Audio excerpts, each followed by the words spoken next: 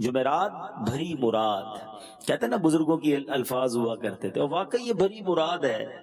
روایتوں کے الفاظ ملتے ہیں کہ جمعرات کو جو دعا مانگی جائے وہ رد نہیں ہوتی، وہ لوٹائی نہیں جاتی۔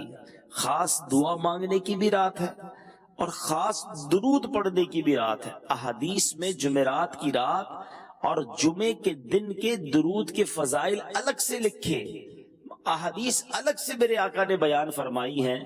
تو پیارے اسلامی بھائیوں، جب بھی جمعرات آئے، جب بھی جمعہ کا دن آئے، کثرت کے ساتھ درود پاک پڑھیں۔ پڑھتا رہوں کثرت سے درود ان پہ صدا میں، پڑھتا رہوں کثرت سے درود ان پہ صدا میں، اور ذکر کا بھی شوق پے غوث و رضا دے۔ کعبے کے بدر الدجا، طیبہ کے شمس الضحیٰ صلی اللہ تعالی علیہ وسلم کا فرمان عالی شان ہے، جس شخص نے یہ درود شریف پڑھا، اللہم صلی علی محمد وانزلہ المقعد المقرب عندک یوم القیامہ، تو اس کے لیے میری شفاعت واجب ہو گئی۔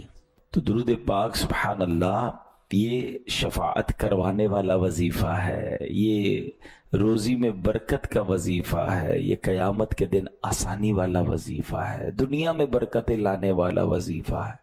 صلو علی الحبیب صلی اللہ تعالی علی محمد صلی اللہ علیہ وسلم۔ قرآن پاک کی آج مختصر سورت کو سنیں گے اور اس سے ملنے والا پیغام لیں گے۔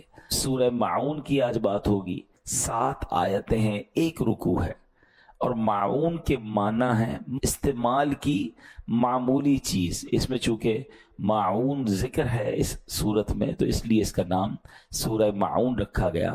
ایک روایت کے مطابق یہ سورت آدھی مکہ میں مکہ کے غیر مسلموں مثلا ابو جہل، عاص بن وائل وغیرہ کے متعلق نازل ہوئی، جبکہ آدھی مدینے میں عبداللہ بن ابی سلول منافق کے بارے میں مدینہ منورہ میں نازل ہوئی۔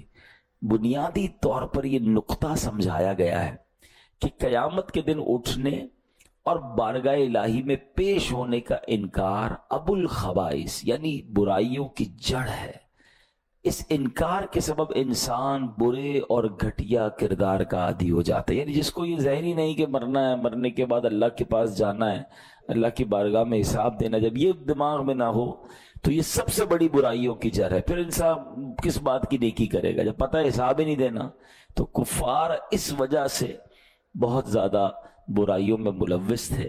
قیامت کے دن کا یہی انکار آدمی کو ظالم بناتا ہے۔ جو قیامت کا انکار کرتا ہے اس کے اندر سے انسانیت مٹ جاتی ہے، وہ انسان نما حیوان بن کر یتیموں، مسکینوں اور بے سہاروں پر ظلم ڈھاتا ہے، انہیں دھکے دیتا ہے۔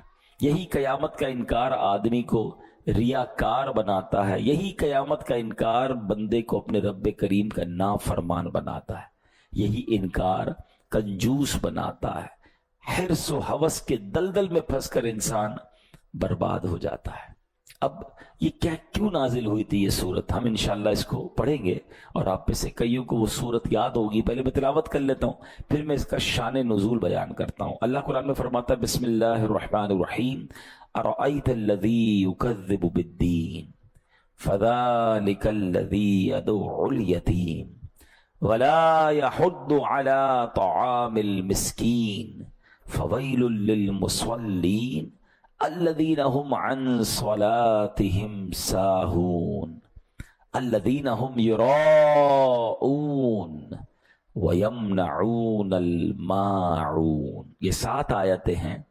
یہ سورت کیوں نازل ہوئی، اس کا شان نزول کیا ہے؟ اب ذرا یہ سنیے گا کہ مکہ پاک میں ایک یتیم بچہ تھا۔ اس امت کے فرعون یعنی مکہ پاک کے بہت بڑے غیر مسلم ابو جہل نے ایک یتیم کی پرورش کی ذمہ داری اپنے ذمہ لے لی، اور وہ سارا مال جو اس بچے کو ملا تھا وہ اپنے قبضے میں لے لیا کہ مال مجھے دے دو، بچے کی میں پرورش کروں گا۔ اب چاہیے تو یہ تھا کہ یتیم کا مال تھا، اس بچے کی اچھی پرورش کرتا، اس کا مال اس پر خرچ کرتا۔ اب اس کے دل میں حرص و ہوس نے قبضہ کیا، یتیم کی پرورش کرنے کی بجائے اس کے مال پر قبضہ کر کے ایک دن وہ یتیم آیا کہ میرا مال دے دیں، تو دھکے دے کے اسے نکال دیا، کچھ بھی اس کی خدمت نہیں کی۔ اب قریش کے دوسرے سرداروں نے اس یتیم سے کہا کہ ایسا کرو، تم مسلمانوں کے نبی حضرت رسول اللہ علیہ السلام کے پاس جاؤ، وہ تمہاری مدد کریں گے۔ قریش کے لوگوں نے بات مذاق کے طور پر کہی تھی کہ جب وہ ان سے مدد مانگنے جائیں گے اور یہ ابو جہل کے پاس آئیں گے تو ابو جہل نے اور بدتمیزی کرنی ہے، معاذ اللہ، اور معاملہ آگے بڑھے گا۔ مگر انہیں کیا معلوم تھا کہ جس کے پاس بھیج رہے ہیں وہ رب کائنات کے محبوب ہیں، وہ ابرو کا اشارہ فرما دے تو دنیا ادھر سے ادھر ہو جاتی ہے۔ انہیں تو معلوم نہیں تھا نا، وہ اللہ کا نبی نہیں مانتے تھے۔ تو اب بہرحال وہ نبی پاک کے پاس، وہ نبی پاک کی شان، وہ یتیم بچہ چلا گیا پیارے آقا علیہ السلام کے پاس۔ نبی پاک سبحان اللہ سب سے محبت کرنے والے پیارے آقا ابو جہل کے گھر چلے گئے۔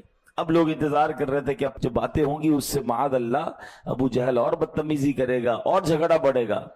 نبی پاک یتیم کی مدد کرنے ابو جہل کے گھر گئے، اور نبی پاک علیہ السلام کی جب اس کے گھر گئے تو لوگ تو سمجھے آج بڑی اکڑ دکھائے گا، ابو جہل آج بڑی بدتمیزی کرے گا۔ مگر جیسے ہی پیارے آقا علیہ السلام اس کے گھر گئے، وہ استقبال کے لیے کھڑا ہو گیا اور فوراً یتیم کا مال لا کر اس کے حوالے کر دیا۔ تو ابو جہل کے ساتھی کہتے ہیں یہ تم نے کیا کیا ہے؟ ہم تو سمجھے آج بڑا جھگڑا ہوگا، ہمیں بڑا مزہ آئے گا، تم بڑی بدتمیزیاں کرو گے، اور تم نے مسلمانوں کے نبی کو ویلکم بھی کیا اور سارا مال دے دیا۔ تو ابو جہل کہتا ہے خدا کی قسم میں نے محمد علیہ السلام کے دائیں اور بائیں ایک نیزہ دیکھا، مجھے ڈر لگ رہا تھا اگر ان کی بات نہ مانی تو وہ نیزہ مجھے پھاڑ ڈالے گا۔ یہ نبی پاک کا معجزہ تھا، اس کے دل پہ روب طاری ہو گیا۔ حالانکہ ابو جہل نبی پاک علیہ السلام کا سب سے بڑا دشمن ابو جہل، یاد رکھیے جس طرح حضرت موسیٰ کے زمانے میں فرعون تھا نا، اس امت کا فرعون ابو جہل کو کہا جاتا ہے۔ بڑا تنگ کیا اس شخص نے، اس بدبخت نے، لیکن اس واقعے میں وہ بے بس ہو گیا۔ سبحان اللہ۔ تو اب ابو جہل اور اس یتیم بچے کا جب یہ واقعہ ہوا نا تو سورہ ماعون کی پہلی چند آیات نازل ہوئی۔ اللہ فرماتا ہے بسم اللہ الرحمن الرحیم ارأیت الذی یکذب بالدین فذلک الذی یدع الیتیم ولا یحض علی طعام المسکین۔ کیا معنی ہے اس کا؟ کیا تم نے اس شخص کو دیکھا جو دین کو جھٹلاتا ہے، پھر وہ ایسا ہے جو یتیم کو دھکے دیتا ہے اور مسکین کو کھانا دینے کی ترغیب نہیں دیتا۔ اب یاد رکھیے گا سورہ ماعون کے 4 مین ٹاپک ہیں، 4 مرکزی مضمون ہیں۔ بخل یعنی کنجوسی، نمبر 2 نمازوں میں سستی اور لاپرواہی، نمبر 3 ریاکاری دکھلاوا، اور نمبر 4 دوسروں کی خیر خواہی نہ کرنا۔ ابھی جو بخل ہے نا، کنجوسی، یہ بہت شدید عیب ہے، اور یہ یاد رکھیے گا یہ غیر مسلموں کا انداز تھا، جو دین کا انکار کرتے تھے، مرنے کے بعد اٹھنے کا انکار کرتے تھے، ان کی عادت تھی۔ کیا فرمایا؟ یدع الیتیم ولا یحض علی طعام المسکین، یتیم کو دھکے دیتا ہے اور مسکین کو کھانا دینے کی ترغیب نہیں دیتا۔ یعنی دین کو جھٹلانے والے شخص کا اخلاق کا حال یہ ہے کہ وہ یتیم کو دھکے دیتا ہے اور اپنے گھر والوں اور دیگر مالداروں کو اس بات کی ترغیب نہیں دیتا کہ مسکین کو کھانا کھلائے۔ کتنا گھٹیا درجہ ہے یہ کنجوسی کا۔ کوئی کتنا ہی کنجوس کیوں نہ ہو، روتے بلکتے یتیم اور بے سہارا بچے کو دیکھ کر تو بندے کو ترس آ جاتا ہے، زیادہ نہیں تو ایک آدھ وقت کا کھانا ہی اسے کھلا دیتا ہے۔ مگر انسان کے دل پر جب لالچ غالب ہو جائے، جب بدبختی غالب ہو جائے، تو پھر وہ یتیموں کا مال کھاتا ہے، اس کو روتے ہوئے یتیم بچے کا خیال بھی نہیں آتا۔ اے میرے پیارے اسلامی بھائیوں، یہ تو ابو جہل کا کام تھا نا، مگر سچ بتائیے کہ آج ہمارے معاشرے میں یہ نہیں ہو رہا؟ کیا یہ واقعات سننے کو نہیں ملتے کہ اپنے رشتہ دار، نارملی یتیم کا مال کون کھاتا ہے؟ پھر رشتہ دار ہی تو کھا جاتے ہیں، یا کوئی والد کا دوست ہوتا ہے کہ آپ فکر ہی نہ کریں، بچے کو میں نے سنبھالنا ہے، میں نے پالنا ہے، اس کا مال مجھے دے دو، ورثہ مجھے دے دو، میں ٹھیک کر دوں گا۔ بھائی کھا جاتے ہیں، رشتہ دار کھا جاتے ہیں یتیم کا مال۔ آپ سوچیں اس سورت کو 100 بار پڑھا ہوگا، اور اللہ کفار کی عادتیں بیان فرما رہا ہے قرآن میں کہ یہ اتنے گھٹیا لوگ ہیں کہ یتیم کا مال کھا جاتے ہیں، مسکین کو کھانا نہیں کھلاتے۔ مگر آج کلمہ پڑھنے والا ورثے کا مال کھا جاتا ہے، بہنوں کا ورثہ لوگ کھا رہے، یتیم کا مال کھا رہے، کدھر جواب دیں گے؟ احتیاط یہ ہے کہ پہلے سب کا مال الگ کر دیا جائے۔ اب جو بالغ ہے وہ کہیں کہ میرے مال سے آپ جناب یہ نیکی کا کام کریں تو پھر کر سکتے ہیں. یعنی ایصال ثواب کے معاملے میں بھی یہ احتیاط کرنی ہوگی کہ یتیم کا چونکہ نابالغ ہے وہ اجازت دے نہیں سکتا تو آپ اس کے مال سے خرچ نہیں کر سکتے. بالکل ایک احتیاط علماء یہ بھی بیان کرتے ہیں کہ آپ یتیم کو یا نابالغ کو تحفہ دے سکتے ہیں مگر اس سے تحفہ لے نہیں سکتے کیونکہ اس کا مال اس کو خرچ کرنے کی اس طرح اجازت نہیں ہے. اس کی پوری تفصیل ہے, ٹھیک ہے نا. تو یہ احتیاط بہت ضروری ہے لیکن آج کسی کو فکر ہی نہیں. حالانکہ قرآن یتیم کے مال کی احتیاط کیسے بیان کرتا ہے. اللہ فرماتا ہے بے شک وہ لوگ جو ظلم کرتے ہوئے یتیموں کا مال کھاتے ہیں اور وہ اپنے پیٹ میں بالکل آگ بھرتے ہیں اور ان قریب یہ لوگ بھڑکتی ہوئی آگ میں جائیں گے. یتیم کا مال یہ آگ بھرنا ہے. خدا را یتیموں کے ساتھ اچھا کریے. حدیث پاک میں آتا ہے کہ یتیم کا مال ظلمن کھانے والے قیامت میں اس طرح اٹھیں گے کہ ان کے منہ کان اور ناک سے دھواں اٹھتا ہوگا جس سے وہ پہچانے جائیں گے کہ یتیموں کا مال ناحق کھانے والے ہیں. خاندان میں چیک کیجئے, مجھے جو سن رہے ہیں اگر کسی رشتہ دار کے کسی بچے کا, خاندان کے کسی بچے کا, اس یتیم کا آپ پر حق باقی ہے, خدا کے واسطے پورا اچھے طریقے سے ادا کر دیں. ادھر بھی مارے جائیں گے ادھر بھی مارے جائیں گے. اور سبحان اللہ یتیم کی کفالت کتنی بڑی نیکی ہے. پیارے آقا علیہ الصلوۃ والسلام فرماتے ہیں بہترین گھر وہ ہے جس میں یتیم ہو اور اس کے ساتھ اچھا سلوک کیا جاتا ہو. فرمایا مسلمانوں میں بدترین گھر وہ ہے کہ جس میں یتیم کے ساتھ برا سلوک کیا جاتا ہو. اور سبحان اللہ نبی پاک فرماتے جو شخص یتیم کے سر پر محض اللہ کی رضا کے لیے ہاتھ پھیرے تو جتنے بالوں پر اس کا ہاتھ گزرا ہر بال کے بدلے اس کے لیے نیکیاں ہیں. یعنی ہاتھ پھیرنے پر ہر بال پر نیکیاں ہیں. اور فرمایا جو شخص یتیم لڑکی یا یتیم لڑکے پر احسان کرے میں اور وہ جنت میں اس طرح ہوں گے. اپنی انگلیاں ملا کر فرمایا یعنی آقا کے ساتھ جنت میں جانا ہے تو یتیموں کے ساتھ اچھا سلوک کرنا ہے. اور اللہ نہ کرے جہنم کی آگ کھانی ہے تو جو برا سلوک کر رہے ہیں وہ تیار ہو جائے. کیسے؟ یہ تو بہت بڑی نیکی ہے. بلکہ اب یہ بھی میں آپ کو مشورہ دوں گا, آپ میں سے بہت سارے ایسے ہوں گے جو کہیں گے یار ہمارے خاندان میں تو کوئی یتیم نہیں. اچھی بات ہے, تو پھر یہ ثواب کیسے ملے گا؟ تو ثواب یوں ملے گا آپ کسی اور خاندان کے یتیم بچے کا خیال کر لیں. ہے رشتہ داروں میں ہوتا ہے, غریب بہت سارے لوگ ہیں, تو آپ ڈھونڈے نا کوئی ایسی فیملی ڈھونڈے کہ جس میں کوئی یتیم ہو, آپ اس کی کفالت کر لیں کیونکہ جنت میں نبی پاک فرما رہے ہیں اس طرح ہوں گے. آپ کو خوشخبری بھی دے دیتا ہوں الحمدللہ دعوت اسلامی شہر کراچی میں اللہ کی رحمت سے اسٹیٹ آف آرٹ یتیم خانہ بنا رہی ہے اور انشاءاللہ ان قریب اس کا افتتاح ہونے والا ہے. جب وہ انشاءاللہ آن ہو جائے گا ہم آپ کو بتائیں گے کہ آپ بھی یتیموں کی کفالت کر سکیں گے. یہ وہ نیکی ہے جو کرنی چاہیے اور کبھی کسی جو مسکین اور یتیم ہے اس کے ساتھ برا سلوک نہ کریں. ابو جہل کا انداز, اور ہم خود قرآن میں پڑھ رہے ہیں, بار بار سورہ معون پڑھتے ہیں کہ لعنت کی گئی جن لوگوں پر, ہم ان کا ذکر پڑھ بھی رہے ہیں. اور معاذ اللہ اگر وہ عمل ہمارے درمیان ہے تو یہ کتنی بری بات ہے. اچھا یہاں جو ہاتھ پھیرنے والی بات ہوئی اس کی بڑی پیاری تفصیل مفتی احمد یار خان نعیمی فرماتے کہ جو شخص اپنے عزیز یا اجنبی یتیم کے سر پر محبت و شفقت کا ہاتھ پھیرے اور یہ محبت صرف اللہ اور رسول کی رضا کے لیے ہو تو ہر بال کے بدلے اسے نیکی ملے گی. یہ ثواب تو خالی ہاتھ پھیرنے پر ہے. جو مال خرچ کرے, اس کی خدمت کرے, اس کی تعلیم کا انتظام کرے تو سوچے پھر اجر کتنا ہوگا. سبحان اللہ سبحان اللہ. بلکہ ایک اور اس میں بڑی پیاری بات ہے کہ اگر کسی کو دل نرم نہ ہوتا ہو نا, بعض لوگ کہتے ہیں رونا نہیں آتا, دل میں سختی بڑی ہے. ایک بار ایک شخص نے نبی پاک کی بارگاہ میں دل کی سختی کی شکایت کی تو پیارے آقا نے فرمایا کیا تو چاہتا ہے کہ تیرا دل نرم ہو جائے, تیری حاجتیں پوری ہوں؟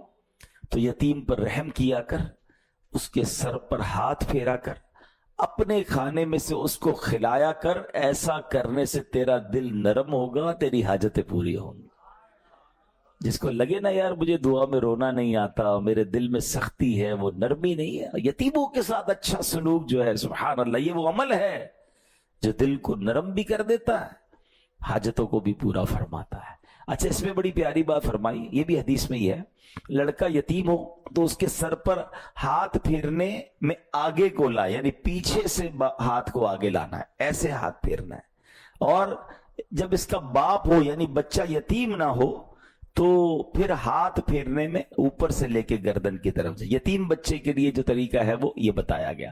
بہرحال اللہ ہمیں یتیموں کے ساتھ بہترین عمل کرنے کی توفیق عطا فرمائے۔ اب اس صورت میں کفار کا ایک اور انداز کیا بتایا، الذین هم عن صلاتهم ساہون، جو اپنی نماز سے غافل ہے۔ تفسیر نصفی میں ہے اس سے مراد منافقین ہے کہ جب وہ لوگ تنہا ہوتے ہیں تو نماز نہیں پڑھتے کیونکہ وہ اس کے فرض ہونے کا اعتقاد نہیں رکھتے، اور جب وہ لوگ سامنے ہوتے تو بڑے نمازی بنتے ہیں، اپنے آپ کو نمازی ظاہر کرتے ہیں، انہیں دکھانے کے لیے اٹھ بیٹھ کر لیتے ہیں۔ حقیقت میں یہ لوگ نماز سے غافل ہیں۔ اب قرآن میں یہ منافقین کا طریقہ بتایا گیا جو نماز سے غافل ہیں، الذین هم عن صلاتهم ساہون، جو اپنی نماز سے غافل ہیں۔ مگر سچ بتائیں آج مسلمان نماز سے غافل نہیں ہیں۔ کئی لوگ تو صرف جمعے کی نماز پڑھتے ہیں، جمعے کو مسجد میں آتے ہیں پھر اگلے جمعے آتے ہیں۔ یہ کیا ہے؟ کیا جمعہ ہی فرض ہے؟ باقی نمازیں فرض نہیں؟ نماز سب سے پہلا فرض ہے، اور یہ ہم منافقوں کا طریقہ پڑھ رہے ہیں جو نماز سے غافل ہیں۔ اچھا کچھ لوگ تو 5 ٹائم نماز نہیں پڑھتے، اچھا کچھ کیا کرتے ہیں، جب موڈ آیا پڑھ لی، آج 2 پڑھ لی، آج 3 پڑھ لی، کبھی کہتے ہیں یار باقی تو نمازیں پڑھ لیتا ہوں، فجر میں آنکھ نہیں کھلتی۔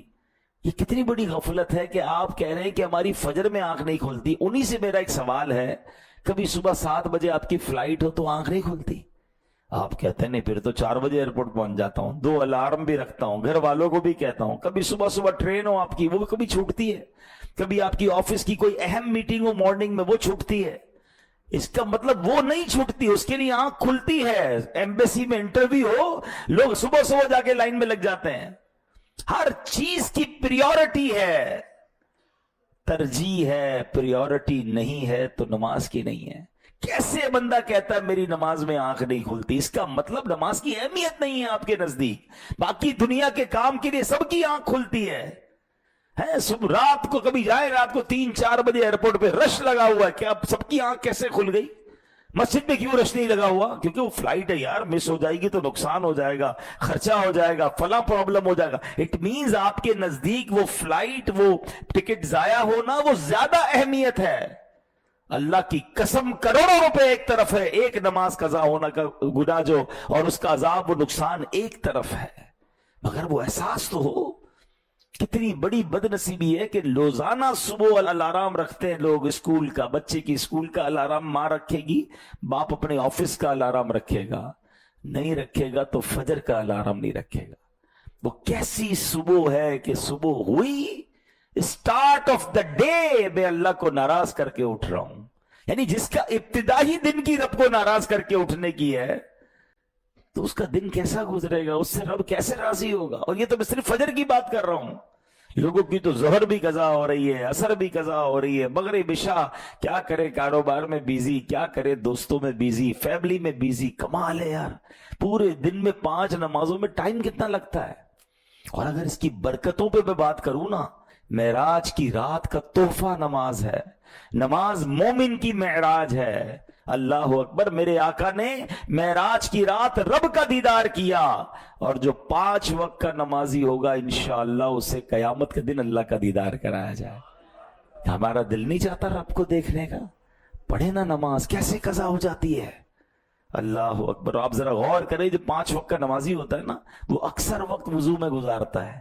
ایک نماز کی تیاری کر رہا ہے، دوسری نماز کی تیاری کر رہا ہے، ایک نماز سے باہر آ رہا ہے، دوسری نماز میں، یعنی اگر آپ سوچیں کہ 5 وقت کے نمازی کا اگر انتقال ہوگا نا، کبھی نہ کبھی تو ہوگا، ہم سب کا ہوگا، تو بہت بڑا چانس یہ ہے کہ یا تو مسجد میں انتقال ہوگا، یا سجدے میں انتقال ہوگا، یا وضو میں انتقال ہوگا، یعنی کسی اچھے کام میں اس کا انتقال کا چانس ہے۔ اور جو پورے دن میں نمازیں نہیں پڑھ رہا، سوچیں ہر وقت ایک نماز سے دوسری نماز قضا کرنے کے درمیان اس کا انتقال ہوگا۔ نہ کریں ایسا۔ گل پلازا میں واقعہ ہوا، اس سے کیا پتا چلا کیا اہمیت ہے زندگی کی یار، ہمارے مال، ہمارے دولت کی حیثیت کیا ہے۔ رات کروڑ پتی بندے سوئے تھے، صبح اٹھے تو کچھ نہ بچا۔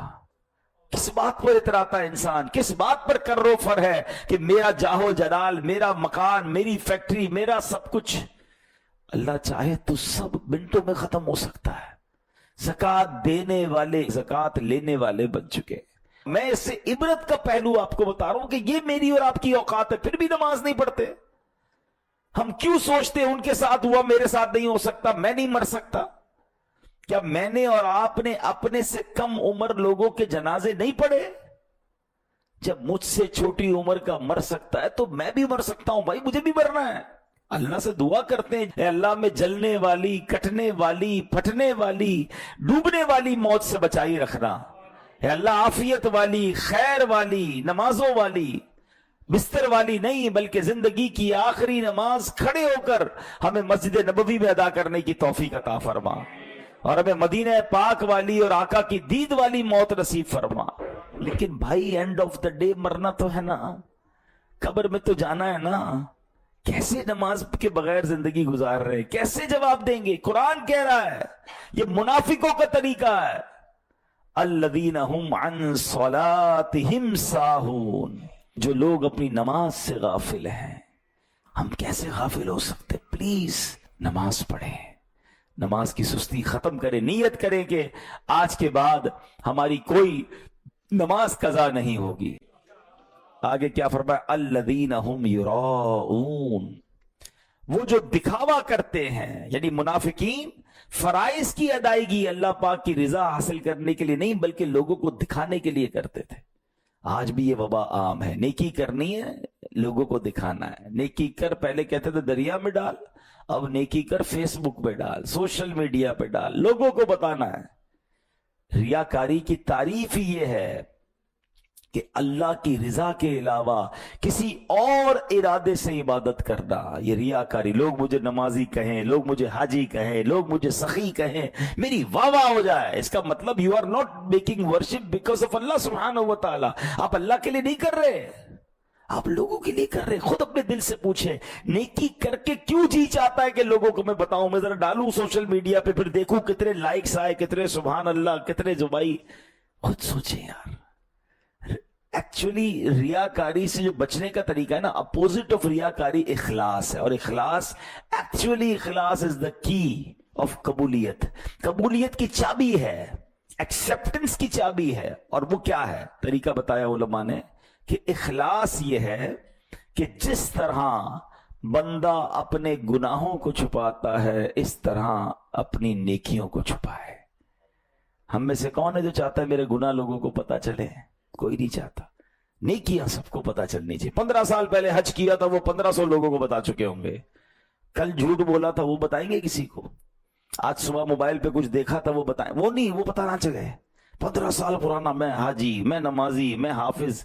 میں نہیں کہتا یہ کرنا گناہ ہے، نیت سوچیں اپنے دل میں کیا ہے۔ کسی حاجی کے بارے میں سوچنے کا نہیں کہہ رہا، اپنے بارے میں سوچیں۔